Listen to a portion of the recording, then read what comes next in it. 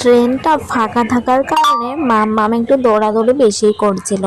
এর জন্য মা ওকে কোলে নিয়ে নিল। কোলে নিয়ে গল্প করতে করতে বেশ আমরা পৌঁছে গেলাম পায়রাডাঙ্গা।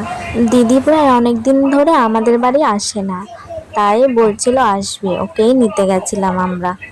আর গিয়ে দুপুরবেলাতে ওদের এখানে এসেছিলো আলু কাবলি, তো আলু কাবলি নিয়ে এলাম। আর মাম এখানে খাচ্ছে আমের চাটনি বা আচার। ও তো টক খেতে খুব পছন্দ করে, মিষ্টি একদম চলবে না, টকটা দাও খুব।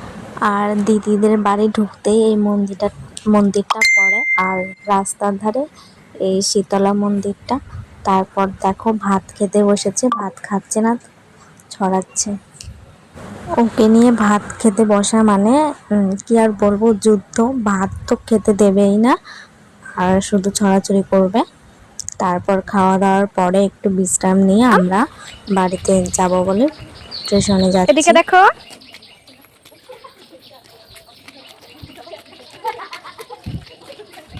মামা এই যে ক্যামেরা দেখো দিয়ে এই তাকাও। ছোট বাচ্চাটাকে কেমন করে হাঁটিয়ে হাঁটিয়ে নিয়ে যাচ্ছে। আর এই যে এই জামাটা পরলে তো হাসি পায়, শুধু মানে কাঁধ দিয়ে খুলে যায়, ও শুধু ওঠাবে।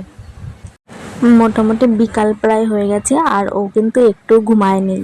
বাড়িতে ট্রেনে আসলাম, তারপর টোটোতে উঠে নিয়ে ওর পুরো ঘুম পেয়ে গেছে। দেখো বাড়িতেও আসলো আর ও ঘুমিয়ে পড়লো।